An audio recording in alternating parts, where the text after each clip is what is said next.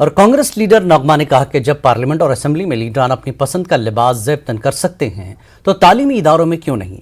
आखिर ये कौन लोग हैं जो अचानक इस तरह के माहौल को खराब करने की कोशिश कर रहे हैं।